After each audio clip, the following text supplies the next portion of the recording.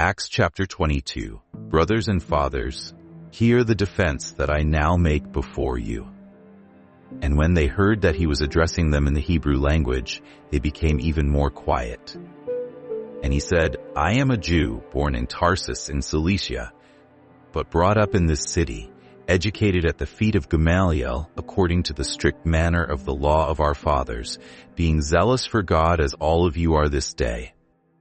I persecuted this way to the death, binding and delivering to prison both men and women, as the high priest and the whole council of elders can bear me witness. From them I received letters to the brothers, and I journeyed toward Damascus to take those also who were there and bring them in bonds to Jerusalem to be punished. As I was on my way and drew near to Damascus, about noon a great light from heaven suddenly shone around me. And I fell to the ground and heard a voice saying to me, Saul, Saul, why are you persecuting me? And I answered, Who are you, Lord? And he said to me, I am Jesus of Nazareth, whom you are persecuting. Now those who were with me saw the light, but did not understand the voice of the one who was speaking to me. And I said, What shall I do, Lord? And the Lord said to me, Rise and go into Damascus, and there you will be told all that is appointed for you to do. And since I could not see because of the brightness of that light, I was led by the hand by those who were with me, and came into Damascus. And one Ananias, a devout man according to the law, well spoken of by all the Jews who lived there, came to me, and standing by me said to me, Brother Saul, receive your sight. And at that very hour I received my sight and saw him. And he said, The God of our fathers appointed you to know his will, to see the righteous one, and to hear a voice from his mouth.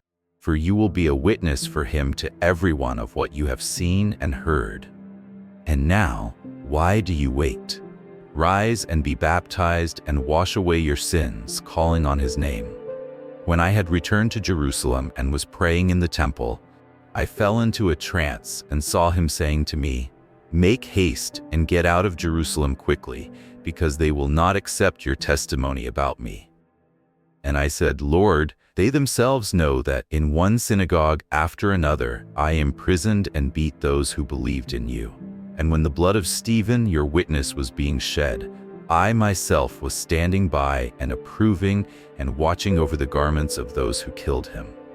And he said to me, Go, for I will send you far away to the Gentiles. Up to this word they listened to him.